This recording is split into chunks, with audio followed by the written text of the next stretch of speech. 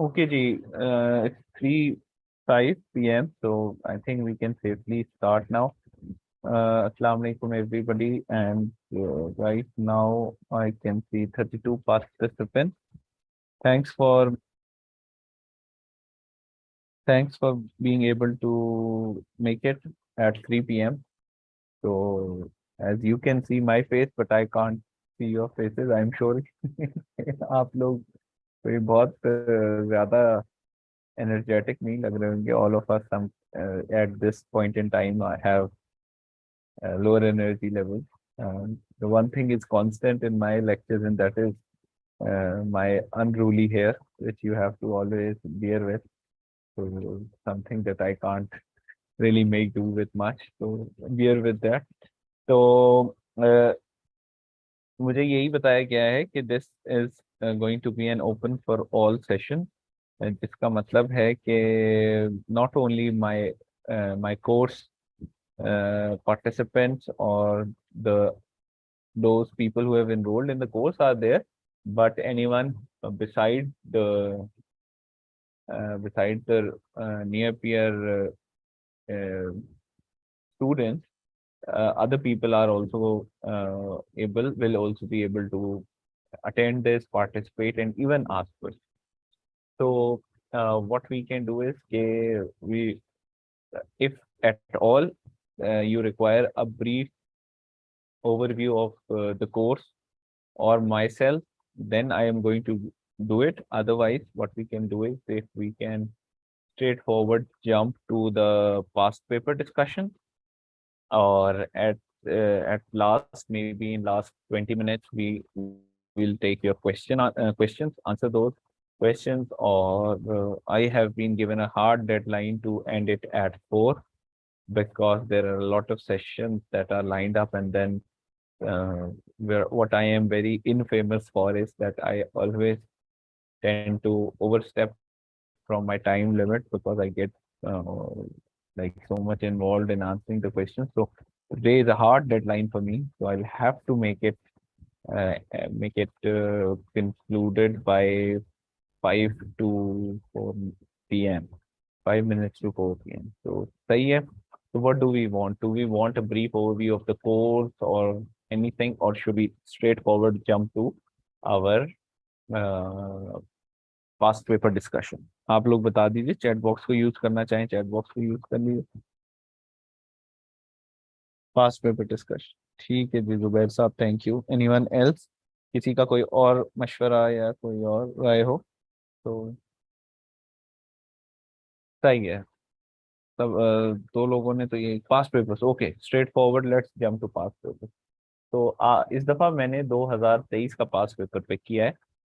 Reason being के जो लोगों ने हमारा कोर्स पे साइन अप किया हुआ है, दे वुड नो कि 2020, 21, 22 ये वाले पास पेपर्स हमने बहुत डेप्थ में कॉम्प्रिहेंसिवली इनके सॉल्यूशंस डिस्कस किए हुए अपने पास पेपर्स वाले मॉड्यूल के अंदर. तो it will be fair with with those people कि हम वही चीज़ दोबारा से डिस्कस करें जो कि बहुत डिटेल से, तफसील से हम डिस्कस कर चुके हैं. तो 2023 के पेपर पे हम इस दफ़ा फोकस कर लेंगे. Besides that, if there is any question, so we will still be able to address that during our Q&A session. Abira Abid, you have your hand raised. Please आप बताएं कोई अगर आप कुछ कहना चाहें. अस्सलाम वालेकुम सर. जी बात. सर आपके मैंने वैसे मैं कोर्स में तो एनरोल नहीं हूँ, लेकिन मैं बड़े टाइम से नियर पेयर के साथ अटैच्ड हूँ. और सर आपके मैंने जितने लेक्चर हैं यूट्यूब पे जितने अवेलेबल हैं वो मैंने तकरीबन सारे लिए हुए हैं, तो मैंने उसकी नोट्स मेकिंग भी की हुई है. लेकिन सर अनफॉर्चुनेटली मेरा बैकग्राउंड बिल्कुल भी इन सब्जेक्ट्स के साथ नहीं है. मतलब मैं माइक्रोबायो की स्टूडेंट रही हूँ पीछे. तो आप काइंडली इसका थोड़ा सा जो है ना वो बाकी ईयर्स के भी जो पेपर्स हैं उनको थोड़ा सा टच कर दें काइंडली सर, क्योंकि बिल्कुल भी आइडिया नहीं है कि पेपर अटेम्प्ट किस तरह करना होता है. अच्छा, पहले तो मेरा सवाल है कि अगर आप नियर पीयर से इतने अरसे से लिंक्ड है, तो मेरा क्या कसूर है कि आपने मेरा कोर्स साइन अप नहीं किया हुआ? तो आपको क्रिमिनोलॉजी भी करना चाहिए. और जहाँ तक मैंने फीडबैक देखा, I think the satisfaction rate is actually very high.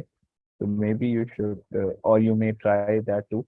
मैं ये कर लूंगा कि अभी हम 2023 के पेपर से स्टार्ट करते हैं, और फिर क्योंकि मुझे पता है कि दरमियान में मुझे ब्रेक लगाने का कह देंगे, तो फिर जितना टाइम बाद में बचता है तो उसमें फिर हम कुछ जनरल टेक्निक्स को क्या कहते हैं, अ, उनको डिस्कस कर लेंगे। And while answering the question I will still try कि मैं जो जनरल चीज़ें हैं जो हम अपने कोर्स में भी जिनको डिस्कस करते हैं, तो उनको भी हम डिस्कस करें। But the question still is valid कि if you are you have been associated with near peer for a very long time, as we seem to suggest, then please also sign up for this course. That's just a suggestion. You would not regret it. Okay. Please recommend any good book for criminology. Please 3:35 से पहले अब किसी ने कोई सवाल नहीं लिखना, ठीक है? तो ये भी एक सवाल है। This is going to divert our attention. Question number 2। अच्छा, पहली चीज जो मैंने 2023 का पेपर जब देखा, तो जो पहला ख्याल मेरे दिमाग में आया या जहन में आया, तो ये था कि ये paper, this paper seems to be easier at the face of it than the paper that came in 2022. तो 2022 का पेपर थोड़ा सा मुश्किल आया, जिसको हम अपनी जबान में कहते हैं, और थोड़ा सा ट्रिकी था, ज्यादा ज्यादा डिमांडिंग भी था from the examiners point of view, because वो कुछ चीज़ों को बहुत पिन पॉइंट करके पूछते थे। Just give me 2 minutes.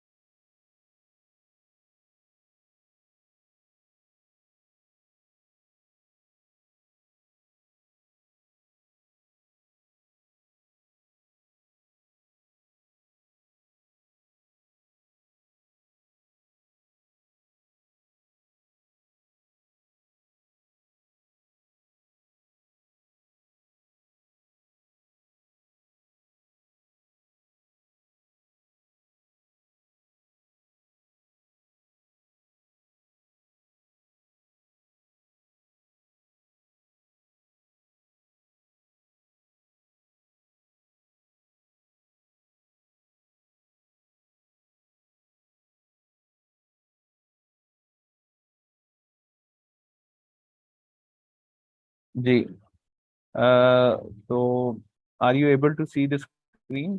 Yes. तो पहली जो चीज हमारे दिमाग में आती है वो यही है कि हम पेपर निस्बतन आसान था 2023 का, अगर हम इसका मुवाजना करें 2022 के पेपर से। So the first sight at the paper is is a relieving site if there is this perception in people's minds, because यही होता है कि फिर आप ज्यादा कॉन्फिडेंस के साथ पेपर कर पा रहे होते हैं। सो आई कैन रिलेट 2020, तो टिल 2019 जो पेपर्स आते थे ना, वो बड़े बहुत ही स्ट्रेट फॉरवर्ड आते थे, यानी सवाल एग्जैक्ट जो हेडिंग होती थी वही लिखी हुई आमतौर पे और वही सवाल आ जाता।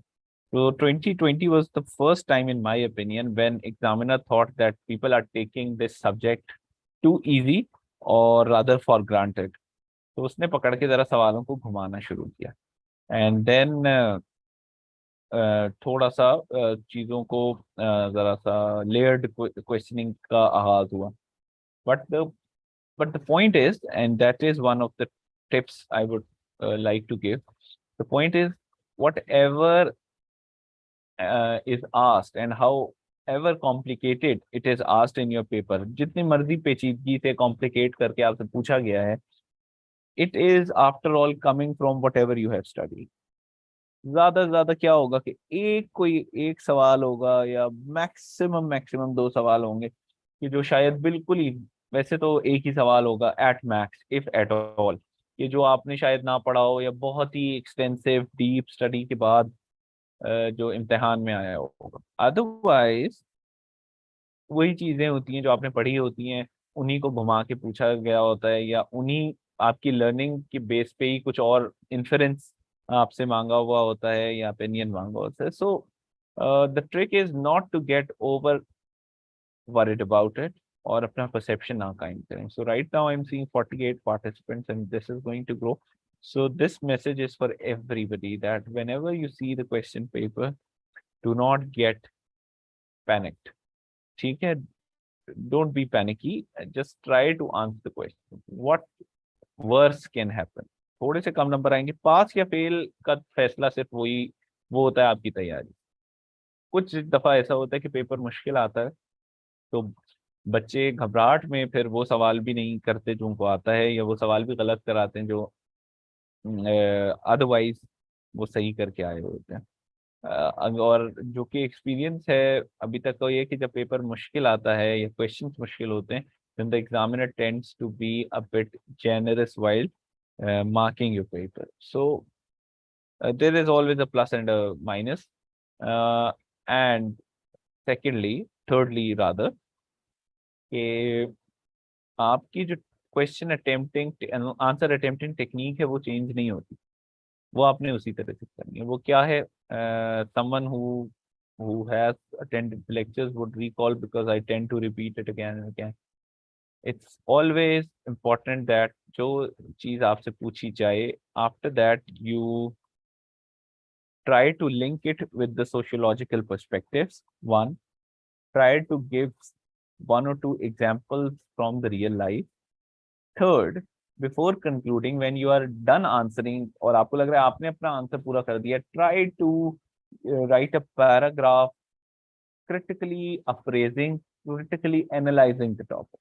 So these are the three major things that would help you score better. So it's a very simple subject. The course is also not very expensive, and the answering techniques are also very what should I say? Answering techniques are very straightforward and very formalized.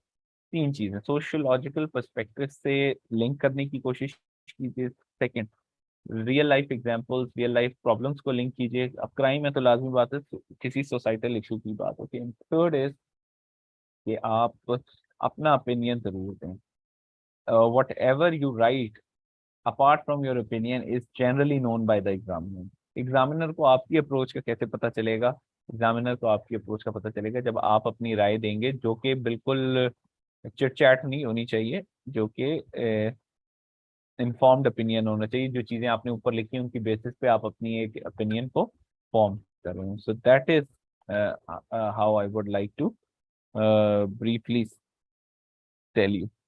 सही है जी? Okay जी. Let's move forward. Discuss the scope of criminology as science, uh, dealing with study of criminal law, forensics, and criminal investigation. ठीक है, तो एक second. Criminology के scope as a science discuss करें with dealing with the study of criminal law, forensics, and criminal investigation. तो अब ये एक डिस्कशन होती है, आपको पता है सोशल साइंसेस के अंदर तो ये एक बड़ी एक्सटेंसिव डिस्कशन है और बड़ी पुरानी डिस्कशन है कि डिसिप्लिन, इंटरडिसिप्लिन, मल्टी डिसिप्लिन की. तो अभी भारत वो ये बात कर रहे हैं कि criminology as a science subject दी इतनी, क्योंकि आमतौर पे क्या बात होती है कि क्रिमिनोलॉजी को सोशल साइंसेस की खाने में रखा जाता है, which is to a very great extent not wrong.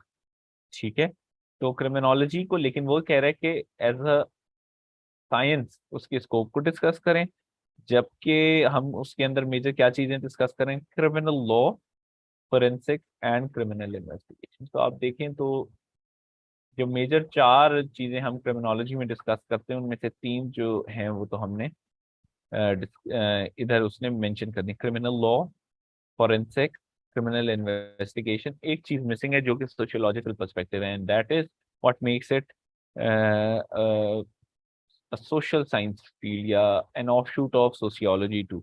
But how is it different from sociology? और हम क्राइम को सिर्फ सोशियोलॉजिकली क्यों नहीं डिस्कस करते? उसका रीजन ये है क्योंकि इसके अंदर बाकी भी दो चीजें आती हैं. एक तो क्रिमिनल लॉ आता है लॉ का एलिमेंट है, और साथ साथ साइंस की चीजें आती हैं जिसमें फोरेंसिक्स और इन्वेस्टिगेशन। ठीक है जी। तो आंसर आप देख रहे हैं कि सवाल के अंदर से ही जवाब निकल रहा है।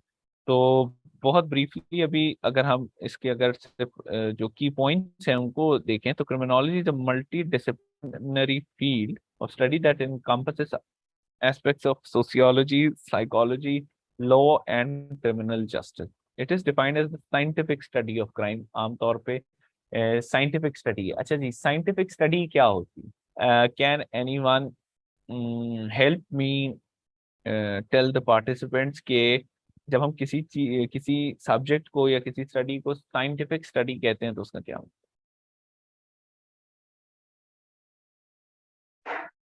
जी जी सर, मैं ततीर, आए।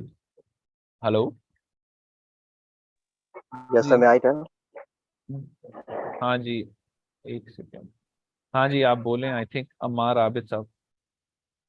जी सर, साइंटिफिक स्टडी बेसिकली वो होती है जिसको एम्पेरिकल डाटा के जरिए या फिर ऑब्जर्वेशन एक्सपेरिमेंटेशन के थ्रू हम प्रूव कर सकें किसी चीज को। That is the scientific study. हाँ जी, एम्पिरिकल एविडेंस, ठीक है, बिल्कुल ऐसे ही है कि जिसके अंदर ऑब्जर्वेशन, एक्सपेरिमेंटेशन, इन्फेरेंस और कंक्लूजन हो, जिस जो एम्पिरिकल एविडेंस के ऊपर बेस करता हो, तो बिल्कुल ऐसे ही है। तो साइंटिफिक यानी उसके इसकी जो थेरीज हैं वो टेस्ट हो सके, वो साइंटिफिक मेथडोलॉजी जो जो ऑब्जर्वेशन, एक्सपेरिमेंटेशन, कंट्रोल ग्रुप, और दूसरा ग्रुप कौन सा होता है? I think it one is called control group and reference group. तो उन ग्रुप्स की बेसिस पे हम उनको टेस्ट कर सकते हैं। तो बिल्कुल ऐसे ही, तो ये एक साइंटिफिक स्टडी है, सिर्फ ख्याली पुलाव नहीं है। सिर्फ जैसे सोशियोलॉजी में एक क्रिटिक होता है, आर्म चेयर फिलोसोफिसाइजिंग नहीं है कि कोई चेयर पे बैठा बस सोचता रहा और उसने कहा ये ऐसे होता है तो ये ऐसे हो जाना चाहिए। So it's not like that, it's a scientific study which can be proved. और जो पहले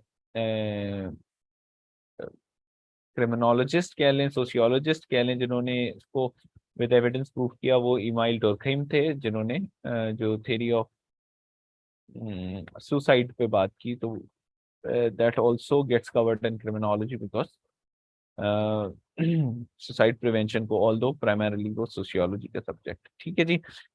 साइंटिफिक स्टडी ऑफ क्राइम है, उसके कॉजेज, उसके होने पे जो रिस्पॉन्स हम देते हैं जो कि क्रिमिनल जस्टिस सिस्टम के जरिए होता है, और उसको प्रिवेंट करने का तरीका। Why is the crime caused, how is the crime caused, why does it happen? Second, how do we respond to it, how do we react to it through the criminal justice system? And third is, how can we prevent crime, how can crime be prevented in a society?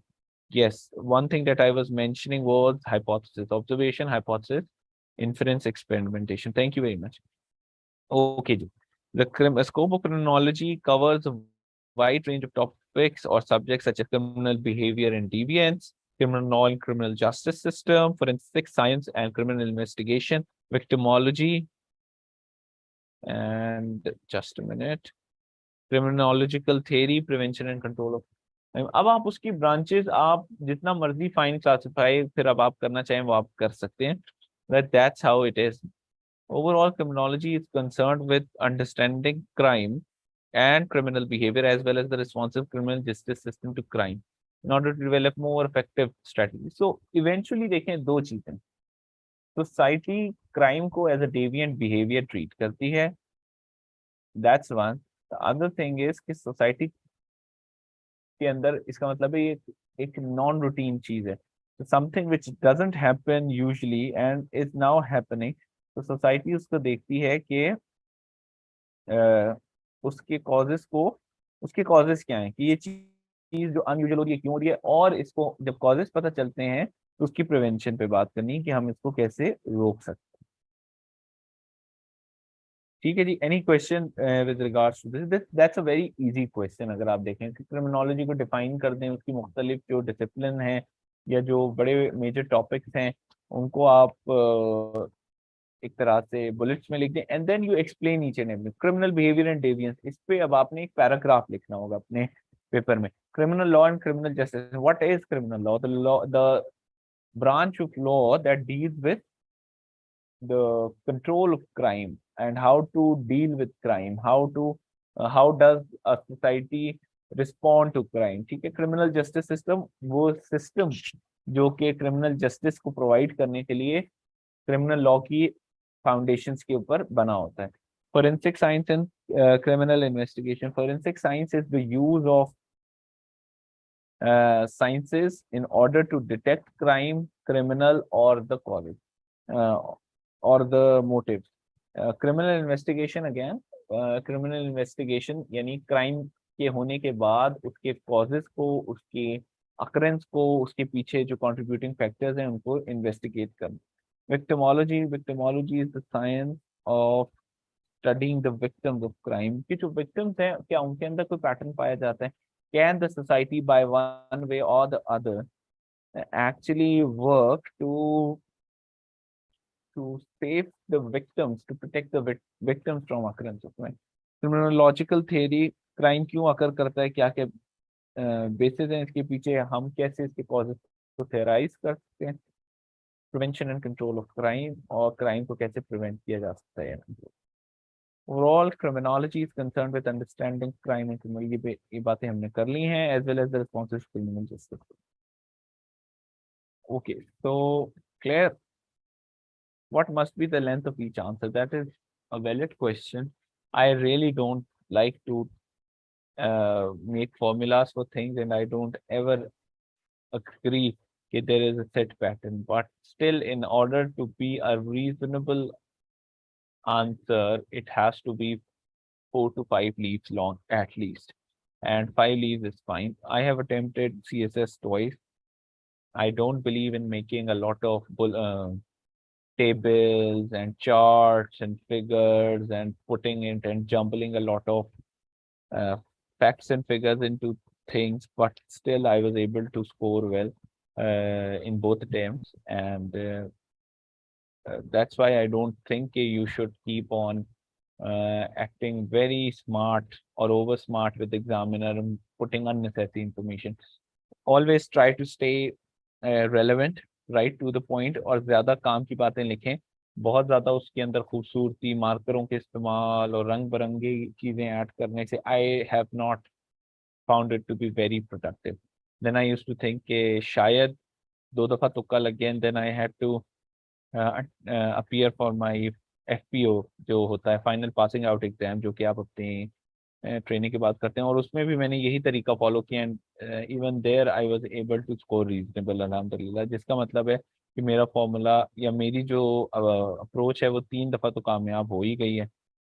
तो 3 times is not a coincidence. So that's why I would suggest कि 5 pages, stay to the point, make paragraphs. Yes, headings are important. Headings आप लिखें और relevant headings डालें, and that's it. Figures आते हैं डालें, relevant figures डालें, but that does bad handwriting matter. Uh, I have a friend who's the topper, and he doesn't have a very good handwriting, and I will joke about it, so it doesn't really matter. ठीक है जी, last attempt दे के अपने फॉर्मूले को तेरी बना दें. जी नहीं, मुझे अब बिल्कुल अटेम्प्ट नहीं देनी. मैंने 3 दफ़ा FPSC के एग्जाम्स दे दिए हैं, 2 दफ़ा CSS, और अब ये. तो अब आई am not at all interested in taking the exam again, and I am happy in the group I am right now. Okay. Discuss measures to control robberies, dacoities, and urban street criminality in Pakistan. Actually, इससे आसान सवाल क्या हो सकता है. लेकिन हमारे यहाँ क्या इशू है कि हम इसको क्रिमिनोलॉजी की जगह ऐसे समझ के ना अपनी उसी तरह का आंसर लिखना शुरू कर देते हैं. जैसे इवन आप यहाँ पर भी जो हमने पॉइंटर्स लिखे हैं, these are fine, but at the same time, what can help you stand out uh, in the lot of thousands of candidates that are taking the exam? और उसका जवाब है कि वही मेरा back to basic के 3 pointers. Point number 1, always try to link your answer with sociological. और sociological perspective से आप कहेंगे सर डकैती रॉबरी का तो कहीं जिक्र नहीं. जनाबे वाला डकैतीज robberies are a crime, and then crime के कॉजेज के ऊपर सोशियोलॉजिकल थेरीज हैं. उन थेरीज को ब्रीफली आप रेफर कर सकते हैं, ताकि आप पहले कॉज ऑफ क्राइम आपको पता होगी तो आप प्रिवेंशन ऑफ क्राइम की बात करेंगे। क्राइम क्यों होता है, जैसे अब आप बात कर सकते हैं कि क्राइम डिफरेंशियल एसोसिएशन की बात अगर आप कर सकते हैं, क्योंकि ये जो डिफरेंशियल एसोसिएशन है इनको तोड़ें, या ये जो डकॉइट्स हैं, जो रॉबर्स हैं, इनको आइडियलाइज किया जाना बड़ा शुरू कर दिया गया है। इनके साथ एसोसिएशंस बन के लोग गैंग्स का पार्ट बनते हैं, तो ये गैंग्स को तोड़ा जाए। ये जो यंगस्टर्स हैं उनकी उनकी एसोसिएशन विद दीज गैंग्स को डिस्करेज किया जाए। ड्रामास में, मूवीज के अंदर इनको जो बहुत ज्यादा यूलोजाइज किया जाता है, इसकी होनी चाहिए। इसी तरह से सोशल कंट्रोल थ्योरी से आप लॉ इन्फोर्समेंट की बात कर सकते हैं, उसको लिंक कर सकते हैं।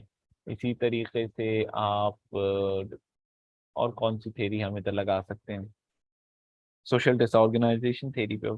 All of this, why Karachi has more robberies. एक तो सोशल कंट्रोल वीक है, स्टेट लॉ इन्फोर्समेंट वीक है, लेकिन इसके साथ साथ कराची सोशल डिसऑर्गेनाइजेशन थ्योरी को भी तो कराची का केस जो है वो उसको भी तो आप देखें तो विंडिकेट करता है उस कॉज को, क्योंकि कराची में मिक्स एथनिक जो बैकग्राउंड के लोग हैं वो एक साथ रहते हैं, यहाँ पर सोशल डिसऑर्गेनाइजेशन के ज्यादा चांसेस हैं, तो दैट्स अनदर कॉज। ठीक है, तो आप ये दो तीन थेरीज के चाहे दो दो तीन तीन लाइंस में अगर कॉजेस को बयान करके फिर प्रिवेंटिव मेजर्स की बात करेंगे ना, so you will have more credibility in your stance. You will have more attraction in your answer because they would think that ये सिर्फ ऐसी off the cuff बातें नहीं कर रहा है, he has actually studied the theories which form the basis and the foundation.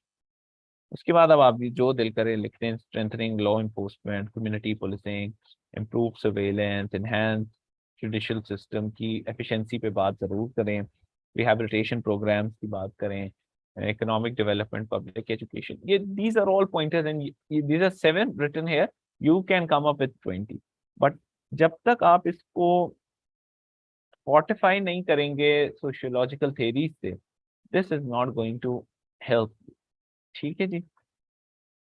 अच्छा जी, सवालात पे तो anyone tell me how to improve our English here again? Juvenile and this, sir, I can't hear the lecture. Infinix smart, then it may be your problem because बाकी लोगों को तो कोई मसला नहीं है।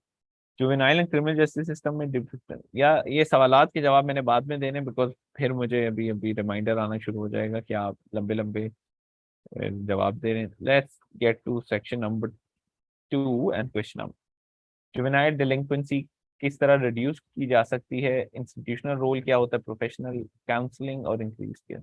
अगेन, अब जुवेनाइल डिलिंक्वेंसी एक अनयूजुअल बिहेवियर, इसके कॉजेज के लिए फिर आप सोशियोलॉजिकल पर्सपेक्टिव को लाएं। जरूरी नहीं है कि आप उन पूरे पूरे पर्सपेक्टिव को दो दो पेजेस पे लिखें, एक छोटा सा पैराग्राफ उसको रेफर कीजिए और उसकी उसको बुनियाद बना के फिर आप अपने रिकमेंडेशंस देंगे तो ज्यादा। Juvenile delinquency can be reduced through a combination of institutional intervention, professional counseling, वही सारा कुछ लिख दिया, and increase किया some strategies। institutional role क्या है? एक तो youngsters के लिए opportunities to channel their energy provide की जानी चाहिए, सोसाइटी को social disorganization को रोकना है। इसके अलावा social control को effective कैसे किया जा सकता है, healthy opportunities for youth कैसे provide, sports opportunities, dramas, film, theatres, इनके ऊपर बात की जानी चाहिए कि इन ये आएंगे तो अपॉर्चुनिटीज यूथ को मिलेंगी। सोसाइटी अपना कंट्रोल थ्रू लॉ कैसे करेगी, थ्रू सोशल नॉर्म्स कैसे इन्फोर्स करेगी, दोनों चीजों पे बात करें। प्रोफेशनल काउंसलिंग के रोल के ऊपर, अच्छा इससे ऊपर अभी हम अभी भी रुकते हैं। इंस्टीट्यूशनल रोल के अंदर जो हमारे बॉस्टल इंस्टीट्यूशंस हैं, जुवेनाइल हाउसेस हैं, हाफ पे हाउसेस हैं, इनके ऊपर जोर, इनकी इंस्टीट्यूशनल स्ट्रेंथनिंग की जरूरत है, इनकी फंडिंग इंप्रूव करने की जरूरत है, स्टेट के फोकस की जरूरत है, प्रायोरिटाइजेशन की जरूरत है, इन तमाम चीजों पे बात कीजिए। प्रोफेशनल काउंसलिंग का निज़ाम बेहतर किया जाना चाहिए। अभी मैं देख रहा था कि कुछ एक अपनी जॉब से रिलेटेड ही कि हमारे यहाँ कैदियों को भी proper national institute of mental health जो है एक प्रॉपर इदारा है जो कि कैदियों की फलाह बहबूद के लिए बड़ा काम करता है और हमें लगता था कि कुछ नहीं। And they since I follow their approach for a certain case, तो मुझे आइडिया है कि वो लोग कितना काम करते हैं। तो उनकी क्या कहते हैं, उनके रोल को बेहतर बनाया जा सकता है।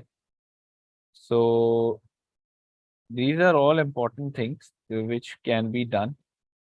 तो आप इसके ऊपर बात करें। आई थिंक मैंने कर्सर ऊपर कर दिया है, ठीक है।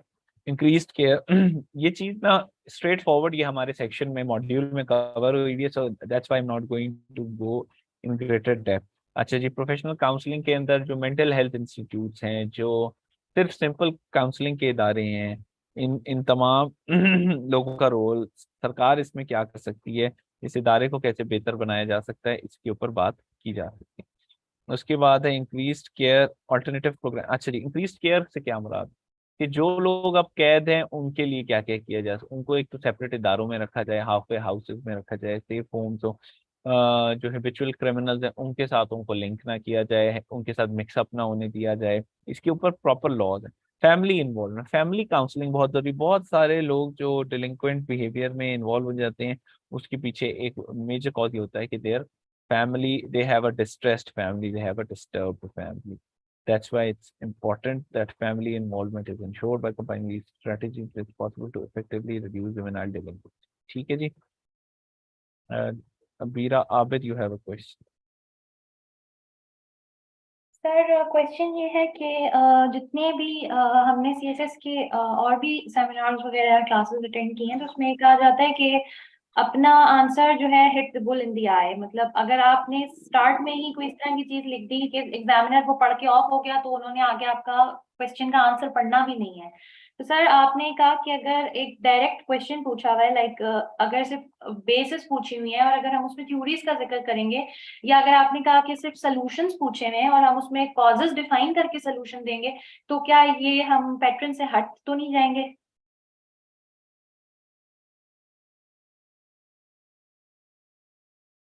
अच्छा, बहुत ही सही सवाल है, because the we should always address the counter argument.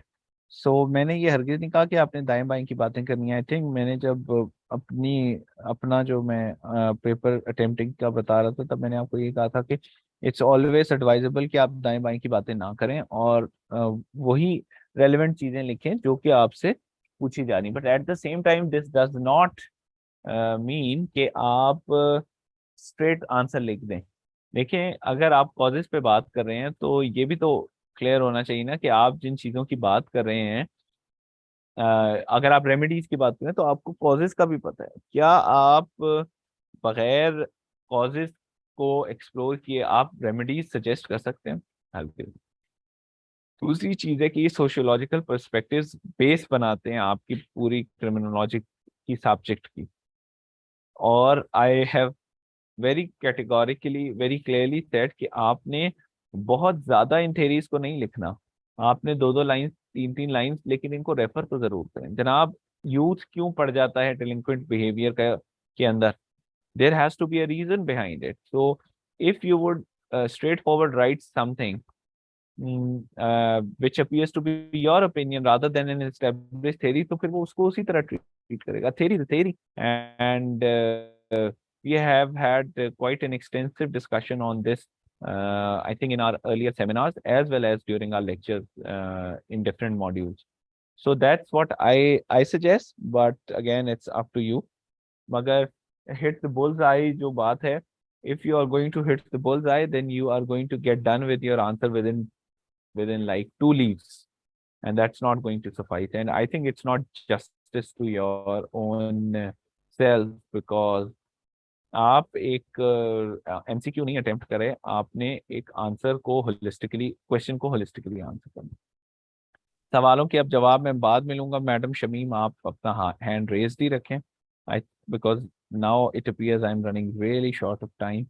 So first let me answer and then what are the challenges faced by police in controlling crime and maintaining law and order in the country? So this is where you may not add a theory, because यहाँ पे theory relevant ही नहीं। अब जबरदस्ती theory ठोकना भी गलत है, उसको आप यहाँ पर बिला वजह चिपकाएं तो दैट इज रॉन्ग।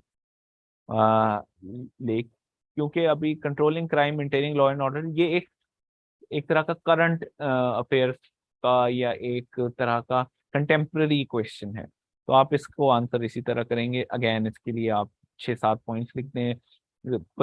अब आप देख लें कि चैलेंजेस में लिमिटेड रिसोर्सेज हैं, कम्युनिटी रिलेशंस हैं, यूज ऑफ फोर्स है, पुलिस का इदारे की जो हिस्टोरिकली जो उसकी फॉर्मुलेशन है उसके पीछे क्या था, police as a helping institute से ज्यादा as a controlling institute treat हो रहा है। टेक्नोलॉजिकली जो एडवांसमेंट नहीं आ पाई है, उसके corruption, low salaries and wages, very long working hours, inhumane treatment of lower staff, high crime rate, political pressure, legal restrictions. Again, this is a question which we have extensively covered in our modules as well as in our past paper solutions. It's a bilkul straightforward answer है. So we'll not get into this their depth. And I know कि आप में से कुछ लोग जिन्होंने अभी तक वो पास्ट पेपर सॉल्यूशंस या मॉड्यूल्स नहीं देखे, वो कहेंगे तो फिर हम बहुत रश कर रहे हैं, but in 1 hour we cannot discuss the entire paper which has to be done in three, which has to be written in 3 hours, one. And secondly, it's also going it's also aimed to do justice with the ones who have already covered that, so we can briefly touch that, and still if there is some issue, so we can again address it later in the section. अच्छा जी, crime scene is important for investigators. Yes, criminal investigation analytics वाले section में आपको याद होगा हमने ये discuss किया कि क्राइम सीन कितना इंपॉर्टेंट है, फॉरेंसिक्स की क्या इंपॉर्टेंस होती है, और क्रिमिनल इन्वेस्टिगेशन के अंदर प्रिलिमिनरी इन्वेस्टिगेशन जो कि क्राइम सीन के ऊपर होती है, उसका कितना अहम रोल होता है एक क्राइम को सॉल्व करने में, एक पजल को फिक्स करने में। What are the crime scene research pattern? ठीक है जी। Crime scene is important for investigators because it can provide a wealth of information that can help establish the facts surrounding the crime, including the who, the what, when, where, all the W's and H. ये fishbone analysis में भी काम आता है. And again, the treasure of evidence is actually present in crime scene investigation. So it is always important कि crime scene को एक तरह से प्रोटेक्ट किया जाए, और as much information as possible उसमें से आप पहले एक्सट्रैक्ट करें, so that you are able to you are able to solve the case, to solve the mystery. अच्छा जी, a well preserved crime scene, yes, preserve is the word that I was unable to recall. So preservation of crime. So a well preserved crime scene can provide physical evidence such as fingerprints, DNA, weapons, and other items that can help to identify suspects, establish the sequence of events, and build a story. And it's also important कि ना सिर्फ crime का जो cause है और जो perpetrator है उसका हमें पता चले, but it's also very important and essential for the criminalisation के इंडाइक्ट करने में, उस बंदे के ऊपर ही वो जुर्म साबित करने में भी बहुत हेल्प करता है। बिकॉज आपने देखा वो बहुत दफा ऐसा होता है कि हमें यकीन होता है कि एक शख्स, यही शख्स मुलविस है, लेकिन उसके खिलाफ विटनेसेस नहीं अवेलेबल कर पाते, उसके खिलाफ हम एविडेंस नहीं प्रेजेंट कर पाते। And why is it important again? कि क्राइम सीन की इन्वेस्टिगेशन केयर के साथ नहीं हो रही होती, प्रिजर्वेशन के साथ नहीं हो रही, उसको सीन को प्रिजर्व नहीं किया जा रहा होता। Different crime scene search patterns and grid search, आप ग्रिड्स के जरिए कर सकते हैं, ग्रिड बना लें, मुख्तलिफ ग्रिड्स में डिवाइड कर लें, spiral search, zone search, fingerprint search, blood stain pattern analysis. और फोरेंसिक्स वाला टॉपिक अगर आप रिकॉल करें हमारे मॉड्यूल में, तो उसके अंदर और बहुत सारी चीज़ें आपको दी हुई हैं कि और कौन कौन से पैटर्न्स की बेसिस पे आप कर सकते हैं। इवन प्रिंट्स की एनालिसिस कर सकते हैं, फुटप्रिंट्स हो गए, टायर प्रिंट्स हो गए, तरह की चीजें, पेंट कर सकते हैं। जो जो फोरेंसिक्स के अंदर आ सकता है वो आप क्रिमिनल इन्वेस्टिगेशन के अंदर आप इस क्राइम सीन इन्वेस्टिगेशन के अंदर आप उसको पुट करें। These are just few of the many search crime scene search patterns that investigators may use. Again, The more you write, the better it is. Choice of such patterns will depend on the specific circumstances. हर जगह ये एक तरह की चीजें नहीं होती. Question number 7. International policing and monitoring organizations control human trafficking. थोड़ा सा ट्रिकी सवाल है इन सेंस कि आप पुलिसिंग और मॉनिटरिंग ऑर्गेनाइजेशन का एक ब्रीफ ओवरव्यू तो देंगे, मगर इसके साथ साथ आपको अब कुछ कंटेम्प्रेरी आंसर भी देना होगा जो कि शायद उस तरह से कवर नहीं किया गया होगा लेक्चर में, बिकॉज ये एक पर्टिकुलर आंसर, एक स्पेसिफिक आंसर की भी रिक्वायरमेंट है. Play an important role in controlling human trafficking की बात. तो आपने मुख्तलिफ हमने जो सेक्शंस में इसको डिवाइड किया उसको आप देख लीजिए. कोऑर्डिनेटिंग इन्वेस्टिगेशन, ये इन्वेस्टिगेशन को कोऑर्डिनेट करने में हेल्प करता है. मुख्तलिफ मुल्कों को की जो पुलिसिंग इंस्टीट्यूट्स हैं उनको कोऑर्डिनेट, उनकी आपस में कोलैबोरेशन कोऑर्डिनेशन को हेल्प करता है. आपने देखा होगा इंटर टेरिटोरियल क्राइम्स हो रहे होते हैं, क्रॉस बॉर्डर क्राइम्स हो रहे होते हैं, इसके अंदर इंटरपोल और इस तरह की ऑर्गेनाइजेशन को शेयरिंग इंटेलिजेंस, ये United Nations office of drug and crime जैसे है, वो इंटेलिजेंस शेयरिंग में हेल्प करता है. इंटरपोल का इदारा है. इन लोगों का मेन काम क्या है कि intelligence sharing. Because intelligence is something which is restricted by borders mostly, क्योंकि आप दूसरे मुल्क में उतनी अच्छी इंटेलिजेंस एजेंसी आपका नहीं काम कर सकते अपने मुल्क में. रिसोर्सेज के इश्यूज हैं, सॉवरेनिटी के इश्यूज हैं, तो इन मामलात में फिर इंटेलिजेंस शेयरिंग करते हैं. यूरोप में आप देख लें इंटेलिजेंस शेयरिंग हो रही है. जो यूरोपोल का इदारा है बहुत इफेक्टिव टेररिज्म का कॉम्बैट करने के लिए इंटेलिजेंस शेयरिंग हो रही है. जो यूनाइटेड नेशंस सिक्योरिटी काउंसिल की मुख्तलिफ रेजोल्यूशन है उनके अंडर जो उनकी मॉनिटरिंग जो कमिटीज बनी हुई हैं, आई थिंक 1373 रेजोल्यूशन है और 1999 भी है. तो ये इन रेजोल्यूशन के जो इन रेजोल्यूशंस के तहत जो कमिटीज बन रही होती हैं उसके उन्होंने भी मैंडेट किया हुआ था कि मुल्क एक दूसरे से टेररिज्म को कॉम्बैट करने के लिए इंटेलिजेंस शेयरिंग करें. प्रोवाइडिंग ट्रेनिंग कैपेसिटी बिल्डिंग बहुत अहम चीज़ है. ये इदारे जो डिप्राइव्ड कंट्रीज हैं, डेवलपिंग कंट्रीज हैं, उनकी इदारों की कैपेसिटी बिल्डिंग में बहुत हेल्प कर रहे होते हैं. इंटरनेशनल ऑर्गेनाइजेशन फॉर माइग्रेशन है, ये बहुत इफेक्टिवली काम करें. सपोर्टिंग विक्टिम्स, विक्टिम्स की सपोर्ट, विक्टिम्स को हेल्प करना, उनकी रिकवरी को उनकी रिकवरी को सपोर्ट करना, उनको इमीडिएट रिलीफ प्रोवाइड करना, ये इदारों का एक अहम रोल है. Monitoring and reporting, criminal statistics, dashboards, monitoring, फिर क्रिमिनल जो एक्टिविटीज हैं उनके ऊपर रिपोर्ट्स, उनके कॉजेज के ऊपर, कंट्रीब्यूटिंग कॉजेज के ऊपर बात करना, इमर्जिंग पैटर्न्स को डिस्कस करना, ये तमाम चीजें. रेजिंग अवेयरनेस, अवेयरनेस रेजिंग एक अगेन अहम चीज है. And it is mostly with regards to migration, although ये जेनेरिकली भी यही काम है, लेकिन माइग्रेशन के लिहाज से भी यही चीज है, सॉरी ह्यूमन ट्रैफिकिंग के लिहाज से भी यही रोल्स हैं. अब आप कहेंगे नहीं ये तो आप जेनेरिक बता रहे हैं, तो जनाब जेनेरिक क्राइम है, उनमें से एक क्राइम की टाइप ह्यूमन ट्रैफिकिंग है. तो क्या ये होगा कि जब ह्यूमन ट्रैफिकिंग की बात होगी तो बाकी काम रुक जाएंगे? No, that's not right. तो इसीलिए आईओएम का हमने यहाँ जिक्र किया कि आईओएम का एक पर्टिकुलर रोल है, ये यूनिसेफ का चिल्ड्रंस फंड का एक पर्टिकुलर रोल है, या United Nations high commission for refugees का एक रोल है. ऑल्दो वो रेफ्यूजीज को डील करते हैं, लेकिन जब ह्यूमन ट्रैफिकिंग का एलिमेंट आता है, इवन वो जो मुख्तलिफ ममालिक की कोर्ट्स हैं उनका भी एक रोल होता है कि उसको कैसे कंट्रोल करते हैं.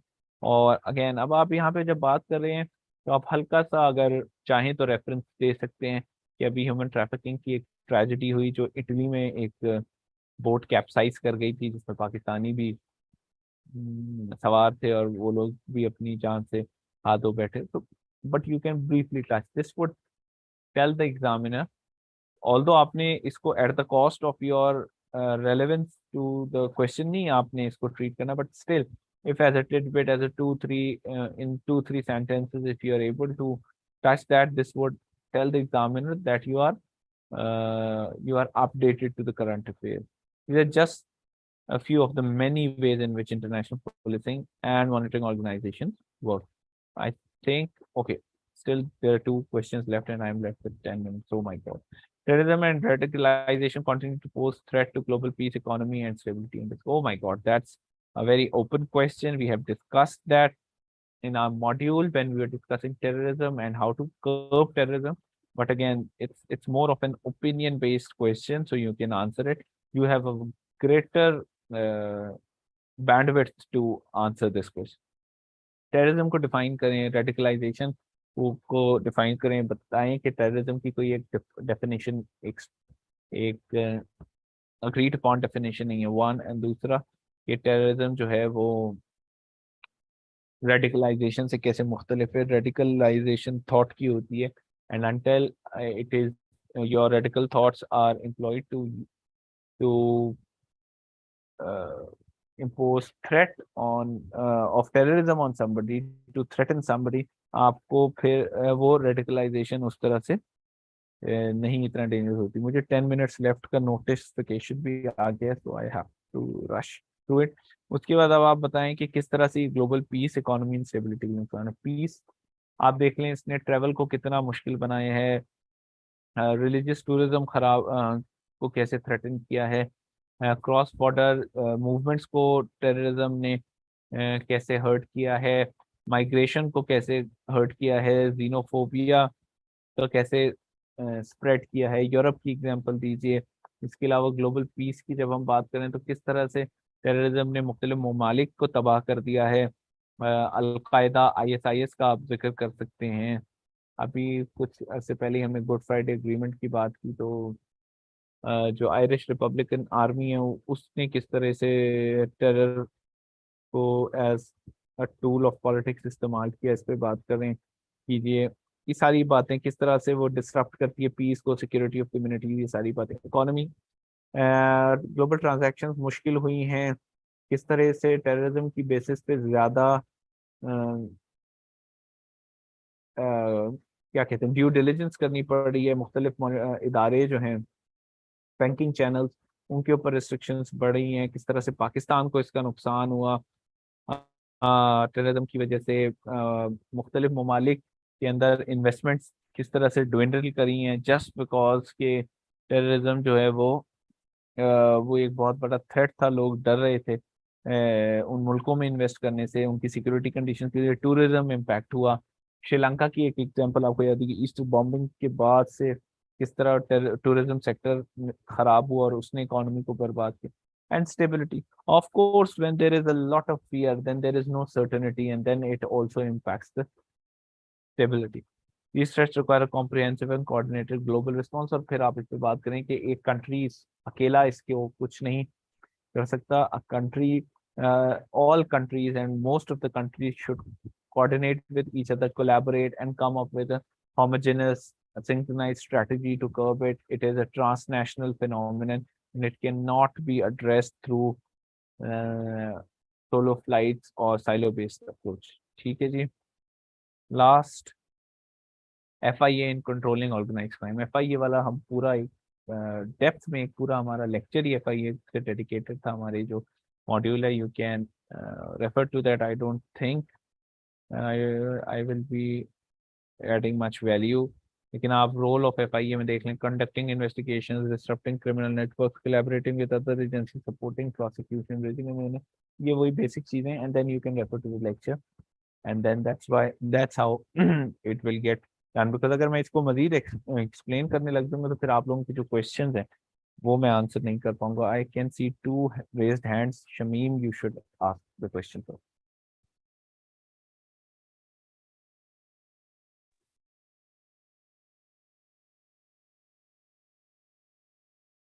जी शमीम. अहमद. अस्सलाम वालेकुम सर. जी मैडम, आप पहले सवाल करें. वालेकुम. हेलो, अस्सलाम वालेकुम. सर एक्चुअली मैं काफ़ी कंफ्यूज थी ऑप्शनल सब्जेक्ट की तरफ से. एक्चुअली मैंने जो ऑप्ट किए हुए हैं वो पॉलिटिकल साइंस है और बॉटनी है. बॉटनी में मेरी MSc है, तो इसलिए मैंने ऑप्ट किया है. और इसके बाद पंजाबी है और पब्लिक एडमिनिस्ट्रेशन है. तो जो मतलब लास्ट सब्जेक्ट है ना, उसकी मुझे बिल्कुल समझ नहीं आ रही कि मैं क्रिमिनोलॉजी ऑप्ट करूँ, फिलासफी ऑप्ट करूँ या पब्लिक एडमिनिस्ट्रेशन लूँ. मैं बहुत ज़्यादा कंफ्यूज हूँ, तो आप मुझे थोड़ा सा गाइड कर दें. ठीक है. I have noted your question. Ahmad, आपका क्या सवाल?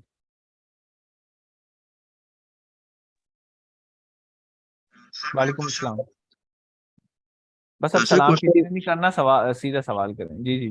जी सर क्वेश्चन नंबर 3 जो है suggest measures to control robberies, sir ये थोड़ा फर्दर एक्सप्लेन कर दें। और क्वेश्चन नंबर 5 सर, और सर सोर्सेज थोड़ा बता दें सर काइंडली। क्या बता दूं? सर सोर्सेज बता दें थोड़े फर्दर सर, आपके लेक्चर्स के अलावा सर हम कहाँ से अच्छा तैयारी करें। यार, मैं मेरे लेक्चर्स के अंदर मैंने सोर्सेज बड़ी क्लियरली बताई हुई हैं, और मैं उसको रिपीट भी कर देता हूँ वैसे तो। सबसे पहले तो कोई किताब, मैंने तो 2 किताबें पढ़ी थी। एक तो क्रिमिनोलॉजी के लिए मैंने पढ़ी थी, कौन सी वाली, ये अमार सतार, और दूसरा नाम मुझे भूल गया, ये एडवांस वालों की थी। It is a reasonably fine book, but it's not comprehensive and it's very poorly edited. तो आपको बहुत सारा कुछ फिर दाएं बाएं से पढ़ना होता है। मैंने फॉरेन ऑथर की बुक नहीं पढ़ी थी because I did not have time. I was doing a 9 to 7 job and I had to study afterwards. तो मेरे पास बहुत टाइम नहीं होता था, तो मैंने बहुत डेप्थ में स्टडी नहीं की, बट स्टिल अल्लाह ने बड़ा करम किया कि नंबर अच्छे आ गया और पास हो गए। इसके अलावा सोर्सेज में डॉन जरूर पढ़ें। और लोग हैरान होते हैं कि मैं क्रिमिनोलॉजी सोशियोलॉजी के लिए भी डॉन कहता हूँ। जुवेनाइल जस्टिस सिस्टम की प्रॉब्लम, क्रिमिनल जस्टिस सिस्टम के इश्यूज, और जो रिफॉर्मेटिव या रिहेबिलिटेटिव जस्टिस है, इसके बारे में मैंने ज्यादा डॉन में आर्टिकल से पढ़ा। आई थिंक सारा बिलाल लिखती हैं जस्टिस प्रोजेक्ट के लिए। एक और साहब थे, वो मुझे भूल गए, उन्होंने जुवेनाइल जस्टिस सिस्टम पे कुछ आर्टिकल्स लिखे थे, उनका नाम मुझे नहीं याद, वो डॉन में लिखते थे। Smiling face and now I can't recall his name. maybe I would if, so I'll let Madam Usman know and she can tell. इसके अलावा सुलेमा जहांगीर लिखती हैं विमेन यानी जेंडर एंड क्राइम के इशूज पे। उसके अलावा उसामा खिलजी डिजिटल जो स्पेस के अंदर क्राइम हो रहा है, पैका, उसके इश्यूज पे उन्होंने बहुत ज़्यादा लिखा था। डिजिटल लिटरेसी पे लिखते हैं, क्राइम एंड टेक्नोलॉजी का जो लिंक है उसके ऊपर लिखते हैं। तो प्लीज, ये 2 चीजें हो गई। आर्टिकल्स पढ़ें, किताबें, किताब मैंने आपको बता दी। और क्या मैं करता हूँ, हाँ, कुछ चीजें हैं वो आपको ना नहीं समझ आ रही होती हैं आपको। ऑल्दो आई हैव ट्राइड कि मैं जो टॉपिक से हट के भी चीजें उनको भी कवर करूँ, लेकिन if you at all think that there is some topic that you want to know about more than what you already know, so आप यूट्यूब पे जाके ना उस टॉपिक को लिखते हैं, simply you are going to get truck load of information, then you can sift through filter और आपको ये चीज पता चल जाएगी। तो एक तो क्रिमिनोलॉजी के लिए बुक मैंने आपको बता दी, एडवांस वालों की दूसरी कोई बुक मुझे काम की नहीं लगी। आई थिंक फॉरेन ऑथर की है, that I don't recall, it starts with the name alphabet L, I don't remember the name, although I did not study. The other thing is अखबार पढ़िए, थोड़ा थोड़ा लिखें, सोशियोलॉजिकल थेरीज को अपनी perfect करें। ये जो 3 आपको मैंने टूल्स पहले भी बताए और बार बार बताता हूँ। 1, सोशियोलॉजिकल पर्सपेक्टिव को कवर जरूर करना चाहिए। 2nd, try to be relevant and don't add unnecessary detail. And और क्या है, अपना क्रिटिकल एनालिसिस जरूर दें। ठीक है जी। सर बुक का नाम अगेन बता दें यार, एडवांस पब्लिशर्स की, I think Ammar Sattar and the other person I don't really remember. So this is how it is. Please guide a bit about outline, please. Why would you need outline? I don't agree with making outlines. So and not even notes. ये बच्चों को notes बनाने का बहुत शौक होता है। मैंने नोट्स सिर्फ कुछ टॉपिक्स के बनाए थे, FIA, NAB और साइबर क्राइम, इन चीजों। Yes, legal Larry's book of criminology, people say it's useful. I did not have a chance to study it, मगर again it's a trap too कि बहुत ज्यादा लोग फिर पढ़ पढ़ के पागल हो जाते हैं और लिखने के काबिल नहीं रहते। बहुत ज्यादा पढ़ने की जरूरत नहीं है। आपने क्रिमिनोलॉजी का जिन नहीं बनना, आपने सिर्फ अपने पेपर के लिहाज से करना है। But if you get time तो आप ये सीगल लैरी की बुक पढ़ सकते हैं। Global village space, I don't I don't think it was very useful. So I got a few free copies of it and I did not find them very useful. So that's my opinion about it. Magazines का कोई फायदा नहीं होता और इतने ज्यादा facts and figures की जरूरत नहीं। अब एक सवाल है, क्रिमिनोलॉजी रखूं कि नहीं? क्रिमिनोलॉजी के जो फवाइद और उसकी शान में जो तारीफ है वो मैं एक दफा जल्दी से क्विकली दोबारा कर देता हूँ। क्रिमिनोलॉजी एक आसान सब्जेक्ट है। दूसरी चीज है, इसके लिए आपके पास बैकग्राउंड नॉलेज होना बहुत ज्यादा जरूरी नहीं होता। जिसने थोड़ी सी साइंस पढ़ी है, जिसने लॉ पढ़ा है, उसको बहुत हेल्प होती है। इसी तरह सोशियोलॉजी के साथ लोग इसे रख लेते हैं, तो सोशियोलॉजी के बैकग्राउंड वालों को ये बहुत हेल्प करती है। अनलाइक लॉ का कोई सब्जेक्ट जिसके लिए आपको थोड़ा बहुत पढ़ना पड़ता है। अगर आपने पॉलिटिकल साइंस रखी है और वो ओवरलैप करी है कॉन्स्टिट्यूशन लॉ से, तो भाई रख लें कॉन्स्टिट्यूशन लॉ। तो आपने पोल साई तो मेरे से पूछ ही नहीं रखी, तो बस फिर कॉन्स्टिट्यूशनल लॉ अगर आपको ओवरलैप करता नजर आ रहा है एंड यू डोंट थिंक कि यू वुड हैव टाइम, तो फिर आप रखें। Otherwise technology is a easy subject, less technical subject, less lengthy subject, and then अगर आप थोड़ी सी इसमें मेहनत करें तो यू कैन स्कोर वेल। अब होता क्या है कि बच्चे बिल्कुल ही क्रिमिनोलॉजी को आसान समझ के, फॉर ग्रांटेड समझ के, फिर उसमें ज्यादा एफर्ट नहीं करते थे, तो फिर examiner made them pay for it. Last question, Ahmed का क्या सवाल है? Please answer my above question. Ahmed, what is your above question? Length of answer मैंने बता दिया है, 4 to 5 6 लीव्स होनी चाहिए। Yes, heading is very important criminology. और यस, एक चीज जो मैं आपको बताना भूल गया कि दोबारा से मैं बता दूं कि रियल लाइफ सिनारियो से लिंक करें। जैसे मैंने अभी आपको एक दो केसेस भी बताए, तो अगर कोई आप ऐसी एग्जांपल, जैसे कराची में भी क्रिमिनल रेट जो है वो हाइक पे है, तो आप उसको भी जिक्र कर सकते हैं। ठीक है। एनी अदर इंग्लिश के रिलेटेड मैं नहीं बता सकता क्योंकि it's not related right now. Do sign up for the course those who have not already signed up, because you are going to find it extremely useful, and a lot of questions that you are asking and I am rushing through these because of paucity of time will get answered. That's my promise. Heading कितनी होनी चाहिए यार? Heading अब सवाल के हिसाब से होनी चाहिए। करंट और पाक अफेयर्स का जवाब मैं आपको नहीं दे सकता। अच्छा जी, please wrap up session in 10 minutes. एक second, do I still have 7 more minutes? If I have 7 more minutes, तो मैं फिर आप लोगों के सवालात के और जवाब भी दे देता हूँ। और बताएं, रमज़ान में आप इतनी मेहनत करा रहे हैं मेरे से। Okay, sorry. Okay, let me stop sharing my screen now. जी, what's your opinion about US history sir? Because I still love US history. मैंने अपनी शौक की वजह से रखा था और दोनों दफा अच्छे नंबर लिए थे, और एक दफा उसने सुना था कम भी नंबर आए हैं, but still I picked up. मैंने सीएसएस सिर्फ शौक के चक्कर में किया था, इसलिए नौकरी के साथ कर भी लिया था। तो मैंने वही सब्जेक्ट रखे थे जो बहुत ही लो स्कोरिंग थे, और अ, इसलिए रखा था क्योंकि मैं वो सब्जेक्ट्स पढ़ना चाहता था। मेरी नौकरी बहुत अच्छी थी और मैं बिल्कुल भी सीएसएस नहीं करना चाहता था, जिनको लोगों को लगता है। तो वो बस अल्लाह ताला ने मुझे करा दिया। तो and the interesting part is criminology was the only subject जो मैंने शौक से नहीं रखा था। मैंने जो फवाइद आपको अभी बताए उनको मद्देनजर रखते हुए रखा था, and it helped me a lot and it saved my time and it also helped me in scoring reasonable. All the 2020 में criminology was a low scoring subject. Sir आपने सीएसएस जब की तो इंग्लिश कहाँ से बेहतर की? Oh my God. Okay, I can't answer it because मैंने इंग्लिश बिल्कुल नहीं पढ़ी थी अपनी सीएसएस में। थोड़ा सा स्कूल कॉलेज की बेसिस पे। बाकी मुझे अखबार पढ़ने का जुनून है, था। अब तो नौकरी में इतना नहीं, तो अखबार पढ़ता था, उससे इंग्लिश और जनरल नॉलेज और बाकी चीज़ें इंप्रूव होती थी। तो मैं डॉन बहुत एक्सटेंसिवली पढ़ता हूँ। एक सेकंड, आपको कौन सा ग्रुप मिला है?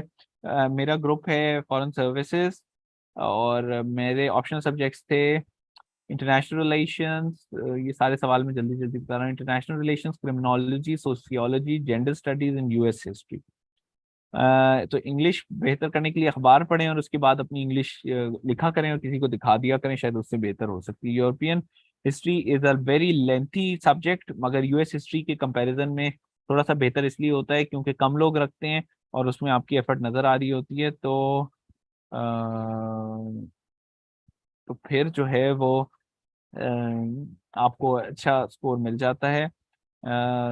तो आई वुड से कि okay 3 or 4 of my friends they opted for European history and they scored well. European history आपको हेल्प करती है, अच्छे नंबर आ जाते हैं। मुझे मुश्किल लगती थी, इसलिए मैंने कहा पब्लिक एड मुझे अच्छा नहीं लगता सब्जेक्ट, ना ही मैंने इसकी तरफ जाने की कोशिश की है। उसके अलावा इसके अलावा और क्या है जी? Sir, in you are in foreign service a very humble and generous person. I am not humble. All I always say is whenever I hear this, I am just realistic. CSS is not a big deal. We are just lucky and hardworking, और ये बाकी अल्लाह का करम होता है. Always try to stay humble. Keep questioning yourself. Keep doubting yourselves. इसलिए आप उस तरह कर लेते हैं. Don't get overconfident. So it's not humble. It's just being.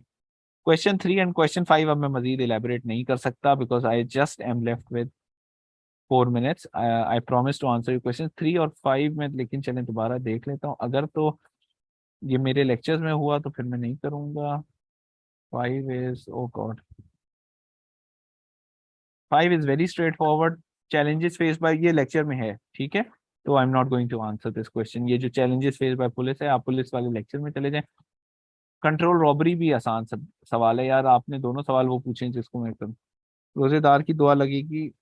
अच्छा रोजेदार भाई, 5वां सवाल तो मेरे मॉड्यूल में चले जाओ, लेक्चर में आपको मिल जाएगा स्ट्रेट फॉरवर्ड। अहमद, अगर तो आपने साइन अप किया हुआ है ना, तो आप जाएं नियर पियर में। दूसरी चीज है कि और क्या होता है, कंट्रोलिंग क्राइम यार, इट्स सो स्ट्रेट फॉरवर्ड। आप कहते हैं तो मैं स्लाइड दोबारा विजिबल कर देता हूँ। एंड उसवा is after my life to wrap this up, so I am going to wrap up. अच्छा Ahmad, are you still adamant that I should answer your question? Governance in public, GPP मैंने कभी नहीं पढ़ा, ना पब्लिक एड पढ़ा है, तो I don't know about them. Please ask relevant questions. और ये मैं देख लें 10 मिनट अपने पल्ले से आप लोगों को दे रहा हूँ, मुझे इस पे डांट पड़ेगी आजकल। अच्छा जी, US history always open to US history heading. Sir ji Abira, you wanted to unmute, आपने मेरी इजाजत का इंतजार किए बगैर ही कर लिया। जी बताएं। अनम्यूट हो गया, मुझे नहीं पता, मेरा माउस चलें आप बता दें, पूछो। सर मेरा क्वेश्चन आई गेस काफी फेलोज को एड्रेस करेगा, बहुत से फेलोज का क्वेश्चन होगा सर। एक्चुअली मसला ये है कि स्टडीज भी चल रही है साथ साथ, तो न्यूज़पेपर जो है ना उसके लिए बड़ा मुश्किल हो जाता मैं है बता टाइम। देता हूँ। चलें बस, ये तो आपका सर सवाल मुझे गाइडेंस समझ दे में आ दें। गया। हाँ जी, उसकी गाइडलाइन ये है कि अगर आपने सीएसएस क्लियर करना है तो न्यूज़पेपर आपको पढ़ना पड़ेगा। और आप लोग मेरे से ज़्यादा बिजी नहीं हो सकते। मैं एक प्राइवेट जॉब मल्टीनेशनल में करता था, और फिर मेरा जो ट्रेवल डिस्टेंस था ना, वो भी 1 घंटे से ज़्यादा ही लग जाते थे। And still I manage to read newspaper daily. अगर मैं डेली नहीं कर पाता था, तब भी मैं वीकेंड्स पे सैटरडे और संडे को, जो हफ्ते के डॉन थे पूरे के, वो मैं पढ़ता था। और वो आपको कैसे पढ़ना है वो मैं क्विकली बता देता हूँ। आप लोग भी मेरे लिए दुआ कीजिएगा। My mother is very unwell and I am on leave because of that, but I still have to take your class. तो द वन थिंग इज, आप लोग शुरू करें फ्रंट पेज से, हेडलाइंस पढ़ें, और जो फ्रंट पेज पे जितनी जितनी डिटेल लिखी है उसको पढ़ें, उससे ज्यादा ना पढ़ें। बैक पेज पे आ जाए, बैक पेज पे भी आपकी नेशनल हेडलाइंस होती हैं और इंटरनेशनल कुछ हेडलाइंस होती हैं, उनको पढ़ें। अगेन, पूरा खबर एंड तक पढ़ने की जरूरत नहीं है, लेकिन आपको जेस्ट मिल जाए, इससे आपकी अंग्रेजी भी। उसके बाद इंटरनेशनल पे चले जाएं। जैसे ही आप जो बैक पेज है उसको टर्न करेंगे, तो इंटरनेशनल के 2 पेजेस खुल जाते हैं, उनको फुल पढ़ें। मुझे बहुत इंटरेस्ट होता था फॉरेन अफेयर्स के अंदर और इंटरनेशनल रिलेशंस में, इसीलिए रखा भी इतने बुरे हालात के बावजूद। उनको पूरा पढ़ें, उससे आपकी अंग्रेजी भी बेहतर होगी। क्यों? क्योंकि वो राइटर्स और एएफपी के उन्होंने आमतौर पर सेक्शंस रखे होते हैं। ये हो गए। उसके बाद आप जाएं, उसके बाद टर्न करेंगे तो बिजनेस का सेक्शन आ जाए। बिजनेस के सेक्शन में सिर्फ हेडलाइंस पढ़ें, एक तरह से आपकी इकोनॉमी की कवरेज हो जाएगी। उसके बाद एडिटोरियल और ओपिनियन, ऑपेड के 2 पढ़ें, सारे पढ़ें। और मुश्किल अल्फाज को आप क्या कहते हैं मार्क कर लें और उनको उनके मानी देख लिया करेंगे। तो इस तरह आपकी अंग्रेजी इंप्रूव है। But reading a newspaper is a must in my opinion. I did not study much, और मैं एक बुक से ज्यादा किसी बुक से तैयारी नहीं की, कोई फॉरेन ऑथर नहीं पढ़ा। मैंने ख्याल एक आधे आईआर के लिए पढ़ा, उसके बावजूद I was able to do it. Why? Because I had broadened my thinking through reading newspaper. And you can see my lips are parched, and there is a lot of heat in Karachi, and still I'm speaking for continuous now 65 minutes. I would like to take a leave now. Thank you very much, everybody. Ahmed, you still have your hand raised. मैंने आपके लिए question number 3 को reflect कर दिया दोबारा. Thank you very much, everybody. I hope there is no question any further. Stay connected. Still, you have questions. So through Near Peer, you can channel those questions to me, and I will try to answer. I think one quality or one characteristic I sometimes boast about is that I get over involved with every question I answer, and that's why I take more time than I am assigned. And secondly,